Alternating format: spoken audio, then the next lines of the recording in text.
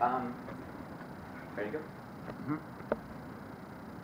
Hey everyone, so I'd actually like to start off this presentation with some audience participation. So can everyone grab like a pen and paper or a laptop or something you can write with?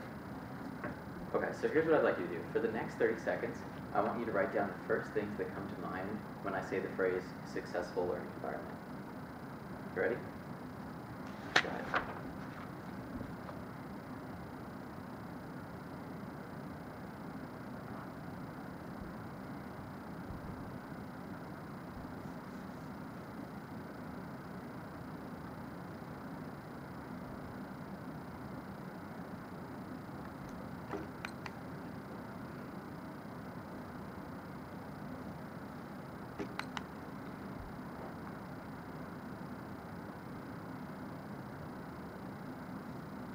That should be about 50 seconds to finish our last thoughts or anything like that. Alright, thanks for doing that. So if you don't mind just hanging on to that for a few seconds, we'll come back to that in a little bit. So first I'm just going to talk a little bit about what my presentation is about. So my presentation is called Why Culture Matters, and it's kind of an exploration of the idea of program culture, which is really, it's kind of a fuzzy concept, but it turns out to be really, really important in any type of learning environment. So program culture can essentially be defined as a set of values, expectations, traditions, beliefs, and norms that form the philosophical backbone of an educational organization. A positive program culture creates a learning environment in which students are self-motivated, in which there's a lot of productivity, in which there's mutual respect between students and between students and the teacher. And a bad program culture creates conflict, a lack of productivity, academic stagnation. So it's a really important concept. And unfortunately one that's a little bit understudied. So I have basically two main goals for my presentation. First is to kind of define what an ideal program culture is. So I've been doing some research in teaching theory, and I've also conducted some interviews with people in the field of education to get a sense of what that ideal program culture would look like. And secondly, I want to apply that ideal program culture to the organization I work for. So I work for an organization called Dreamcatchers, which runs an after-school program for middle schoolers from low-income backgrounds in the Palo Alto area. Basically the way it works is each classroom has two what are called classroom directors, which is what I do, who sort of manage the classroom, interact with parents, with tutors and students, and then there's also one-on-one tutors for each student in the classroom. So that's our model, and I'm going to be talking about ways in which we can implement a better program culture for our program. So let's take a second now and return to the exercise I asked you guys to do at the start. So what were some of the things that you all wrote down when you envisioned a successful learning? Collaborative. Collaborative, okay, awesome. What else? Passionate teachers. Passionate teachers, okay. Great. Non-judgmental. Non-judgmental, okay. Perfect. Anything else? Community. Community, perfect, okay. High energy. High energy, okay. Cool.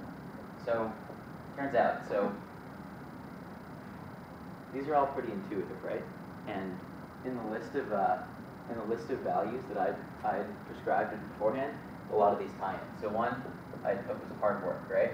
So that maybe doesn't apply quite as much with the things here, but I think we agree it's an important part of a successful program culture. Another part was a supportive community, right? We have here community, collaborative, right? Okay. The third thing I had was parent involvement, which I'll talk a little bit more about later. And then I also had clarity of mission. You know, for example, there's a middle school where they refer to each student as members of the class of 2018, which is the year they'll all supposedly graduate college, which is a way of just making it very explicit that we expect everyone to go to college and we believe that everyone can do so. And then the last thing I would say is teacher enthusiasm and motivation. So these are some of the like key components of a successful classroom environment. So now I'm going to kind of look at the ways in which a classroom director, which is the job I do, can influence and promote these sort of values. So there's basically three ways in which classroom directors can influence program culture. First is through interaction with the tutors, also known as fellows in our program. The second is through relationships with parents. And And then the third is the most obvious, interaction directly with students. So I'll start off talking about interaction between tutors and classroom directors. So the first way to promote a successful learning environment like this is to create a staff community. If you have a staff community, you can create an overall classroom community like we talked about here. So ways to do that include just having simple hangouts after class, making a Chipotle run, meeting up for late night on campus during the week, things like that to get the tutors to care about each other and support each other. Connected to that is the idea of collaboration among staff. One thing I did in my work in education this summer, at the end of each day of work, everyone would get together and share their highs and lows from the day. So they talk about the things that went really well and the things that didn't go so well. And then people would support each other on the things that didn't go well, offer suggestions for improvement for next time, and then they would also celebrate successes with each other, which is the last thing too. Tutoring can be somewhat of a thankless job, as middle schoolers don't have the tendency to go up to you and say, thank you so much for an awesome job tutoring today. Doesn't mean they don't feel it, but it's not necessarily their natural inclination. So celebrating success with staff is another really important way to create that kind of community. So the second way, relationships with parents, right? So to a certain extent, this is limited. Parents are busy, they're working.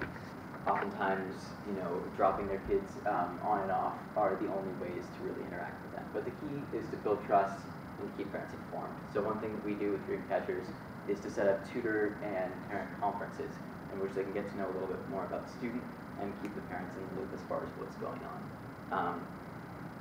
There aren't as many specific recommendations on ways to keep up relationships with parents, but calling home is a good way to do so.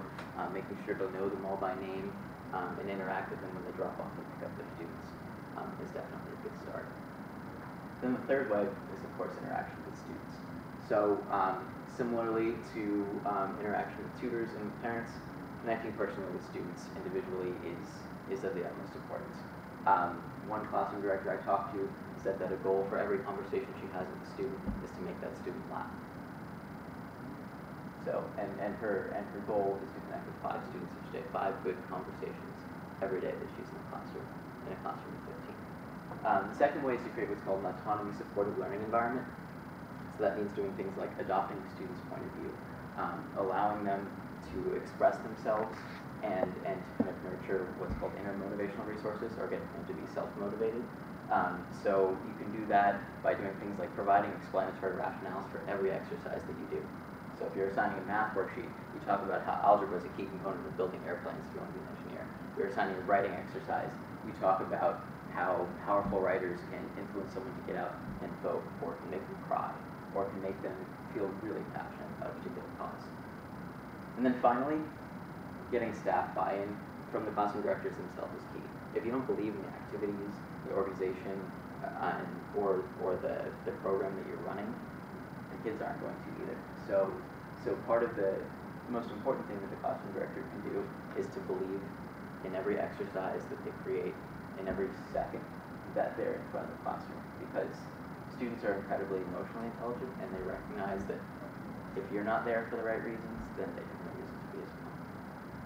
So in conclusion, program culture is of the utmost importance. Without it, nothing succeeds, nothing works, nobody has motivation to work hard, and people don't tend to collaborate, they don't work together, there's no clarity of mission. That being said, with a successful program culture that promotes collaboration, that promotes self-motivation, pretty much anything is possible. So I'd suggest that any educational organization, including the one that I work for, would find it to be a worthy investment of time to spend some time thinking